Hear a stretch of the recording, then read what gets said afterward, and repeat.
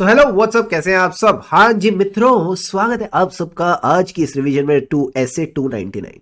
Sir ये 9 और 9 joint लग रहे हैं, तो मैंने कहा इन्हीं का नाम है joint audit of financial statement. Sir ये जॉइंट ऑडिट क्या होता है तो समझना मेरी बात।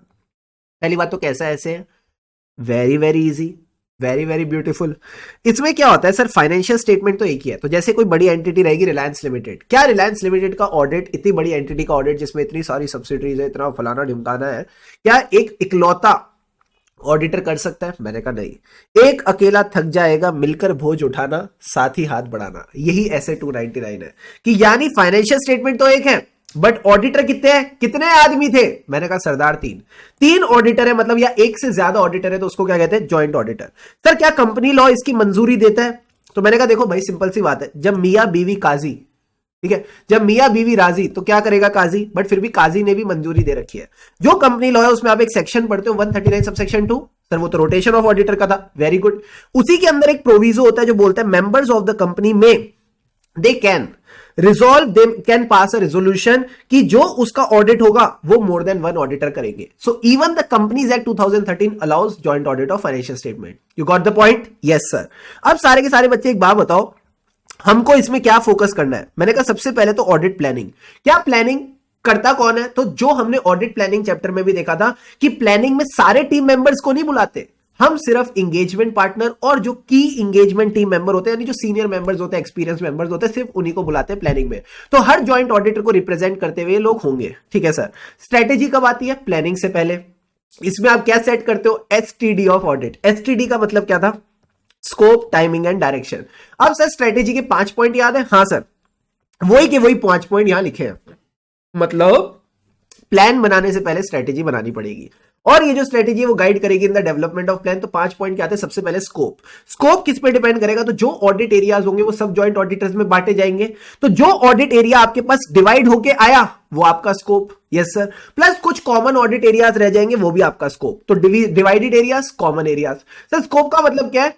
क्या क्या रिपोर्ट इशू करनी है, ऐसे ध्यान रखना, क्या क्या रिपोर्ट इशू करनी है। तो रिपोर्टिंग ऑब्जेक्टिव आ जाएंगे। अब जितनी रिपोर्ट्स उतने एफर्ट्स, बोलो मेरे साथ, जितनी रिपोर्ट्स उतने एफर्ट्स, यानी factors which are significant in directing the engagement team efforts. कौन कौन से एरियाज है जहां पे आपके एफर्ट्स ज्यादा लगेंगे, जहां पे रिस्क ऑफ मटेरियल मिसस्टेटमेंट ज्यादा है, उनमें आप फोकस ज्यादा करके चलोगे। अब अगर एफर्ट्स को कम करना है तो हमने क्या ध्यान रखा था? डांस करना पड़ेगा। सर कौन से गाने में?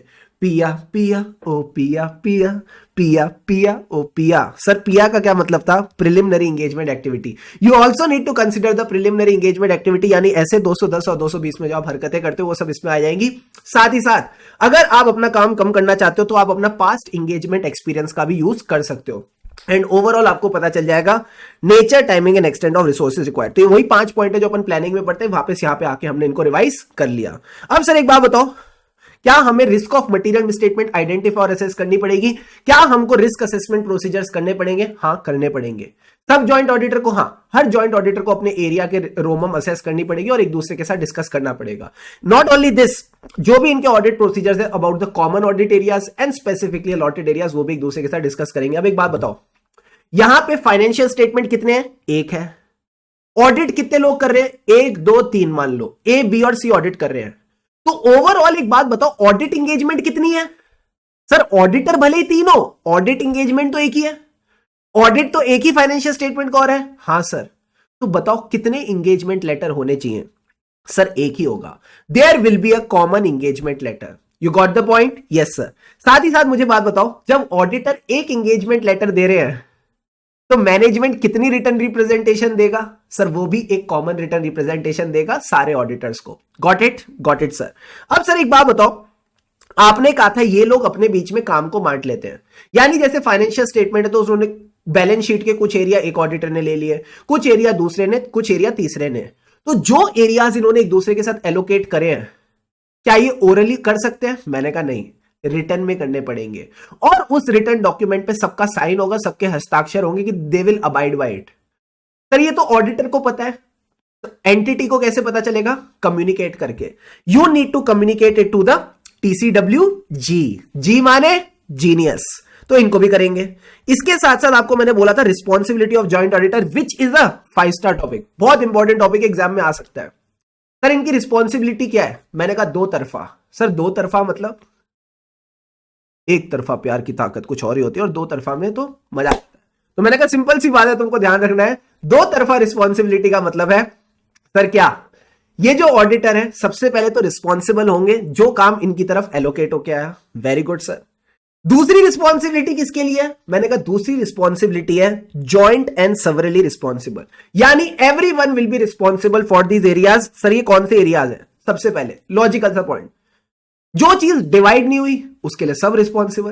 तो the work which is not divided among the joint auditor उसके लिए सब रिस्पॉन्सिबल है। क्या मैं ऐसा बोल दूं जो डिवाइड नहीं हुआ वो कॉमन ऑडिट एरियाज है? हाँ, तो जो इन्होंने कॉमन ऑडिट एरियाज में, कम ऑन, जो इन्होंने कॉमन ऑडिट एरियाज के लिए डिसीजंस लिए हैं उसके लिए भी सब रिस्पॉन्सिबल है। सर तीसरा पॉइंट क्या था? मैंने कहा तीसरा पॉइंट था दो जॉइंट ऑडिटर चुपचाप अपना काम कर रहे हैं एंड तीसरा जॉइंट ऑडिटर उनके पास कोई चीज लेके आता है जिसपे सब मिलकर डिसीजन लेते हैं, क्या उसके लिए भी सब रिस्पॉन्सिबल है? उसके लिए भी सब रिस्पॉन्सिबल है। तो matters which are brought to notice by one of them and there is a agreement among all are responsible. तो 3 पॉइंट क्या हो गए? Matters which are not divided, common audit areas and matter brought to notice by one of them and agreement among all. अगले तीनों point बड़े simple है, financial statement और audit report, कि आपके financial statement as per the companies act बने, as per the relevant statute बने हैं या नहीं, तो वो आपको ध्यान रखना है। आपके फाइनेंशियल स्टेटमेंट के जो भी प्रेजेंटेशन और डिस्क्लोजर है वो प्रॉपर है कि नहीं उसके लिए ध्यान रखना है। प्रेजेंटेशन एंड डिस्क्लोजर के लिए सब रिस्पॉन्सिबल है, बट जो इंडिविजुअल अमाउंट्स हैं उसके लिए वही रिस्पॉन्सिबल होगा जिसका वो एरिया था। तो ये बात ध्यान रख के चलना दोस्त, ठीक है sir. And last point is audit report is also as per the statute and ICI के जो प्रोनाउंसमेंट्स एंड स्टैंडर्ड्स रहते हैं। क्लियर है? क्लियर है सर। तो समरी के पॉइंट ऑफ व्यू से बोलूं, not divided, carried on by all, जो भी आपका सब जो काम कॉमन ऑडिट एरियाज के लिए उन्होंने डिसीजंस लिए, matters brought to notice by one of them and agreement by all, and financial statement and audit report वाले पॉइंट्स। इसके साथ एक छोटा सा पॉइंट और आता है सर, क्या? सपोज एक जॉइंट ऑडिटर है ए, उसको कुछ ऐसा मैटर मिला which is relevant to Mister B, तो क्या ए को बी को बताना चाहिए? हाँ सर। ऑडिट खत्म होने से पहले या बाद में? सर खत्म होने से पहले इन राइटिंग उसको यह बात बतानी चाहिए। एंड रिपोर्टिंग की बात करो तो क्या बोलूं, क्या सब अलग अलग रिपोर्ट देंगे या common audit report? Sir generally तो कॉमन ऑडिट रिपोर्ट, बट अगर इनके बीच में कोई डिसएग्रीमेंट है तो यहां पे ना मेजॉरिटी विंस नहीं चलता। यहां पे ऐसा नहीं चलता कि दो ऑडिटर जो बोल रहे हैं वो चलेगा और तीसरा ऑडिटर भी उनके साथ चलेगा, नहीं। अगर देयर इज अ डिसएग्रीमेंट तो ये रिपोर्ट अलग देगा, ये रिपोर्ट अलग देंगे। करो मेरे साथ, ये रिपोर्ट अलग देगा, ये रिपोर्ट अलग देंगे। अब सर एक बात बताओ, इनकी रिपोर्ट जिसके हाथ में गई उसको कैसे पता चलेगा एक और रिपोर्ट आई है? इन दोनों रिपोर्ट्स को एक दूसरे की रेफरेंसिंग करनी पड़ेगी। सो ध्यान रखना, if there is a disagreement separate report, और हर रिपोर्ट में दूसरी रिपोर्ट की रेफरेंसिंग होगी। कौन से पैरा से? ओम पैरा। सारे बच्चे बोलो ओम पैरा। ओम पैरा एज पर एसए 706, यानी आप अदर मैटर पैरा डालोगे। फिर इसके बाद एक छोटू सा प्यारा सा क्यूट सा टॉपिक आता है सर, उसका नाम क्या था? एडवांटेजेस। बताओ क्या फायदा है ज्वाइंट ऑडिट करने का? सर ए की एक्सपर्टीज किसी एरिया में, बी की किसी में, सी की किसी में, तो ये लोग अपनी एक्सपर्टीज शेयर करेंगे। जब ऑडिट एक्सपर्टीज से होगा, क्या इसकी क्वालिटी बढ़ेगी? हाँ सर, बेटर क्वालिटी। क्या सर्विस इंप्रूव होगी? हाँ सर। तो दो चीजें बढ़ेंगी, क्वालिटी और सर्विस। काम क्या होगा? मैंने कहा काम बढ़ जाएगा, साथ ही हाथ बढ़ाना, एक अकेला थक जाएगा, मिलकर बोझ उठाना। तो कहीं ना कहीं इनका वर्कलोड कम हो जाएगा, इनकी कॉस्ट कम हो जाएगी। सर कौन सी cost? Staff development cost and cost to carry out the work. Clear है? क्लियर है सर। एंड इसके साथ और डिसएडवांटेजेस, क्या सिर्फ काम बढ़ेगा या फीस भी बढ़ जाएगी? सर फीस भी बढ़ जाएगी, कहीं ना कहीं बेचारों की फीस भी बढ़ जाएगी। प्लस छोटा ऑडिट फर्म बड़ी ऑडिट फर्म के साथ जब काम करेगा तो क्या इनके बीच में साइकोलॉजिकल डिफरेंसेस आ सकते हैं? हाँ। बड़ी फर्म के अंदर क्या होगा? Superiority complex. मैं बड़ी फर्म हूं, तुम छोटी फर्म हो, मेरी सुनो। तो जब ये इस तरह की हरकतें करेंगे, क्या इनके बीच में लड़ाइयां हो जाएंगी ढेर सारी वाली? हाँ सर। तो there will be a problem of coordination and इनका फोकस लड़ाइयों पे रहेगा, काम पे नहीं। तो कई सारे काम इनके निगलेक्ट हो सकते हैं। तो तुमको बेसिक सी बात ध्यान रखनी है, सिर्फ काम नहीं, फीस भी शेयर होती है। बड़ी फर्म छोटी फर्म के बीच में साइकोलॉजिकल डिफरेंसेस होंगे, सुपीरियोरिटी कॉम्प्लेक्स होगा, तो कोऑर्डिनेशन बिल्कुल नहीं होगी, काम पे ध्यान नहीं रहेगा, काम निगलेक्ट हो जाएगा। Right sir. So here your SA 299 gets completed. यहां आपकी पूरी रिवीजन कंप्लीट हो जाती है 9 minutes and 30 seconds. Thanks a lot for watching this video. इस तरह की और वीडियोस के लिए stay connected to the channel and yes, खुशी से पढ़ेंगे तभी आगे बढ़ेंगे। लगे रहो।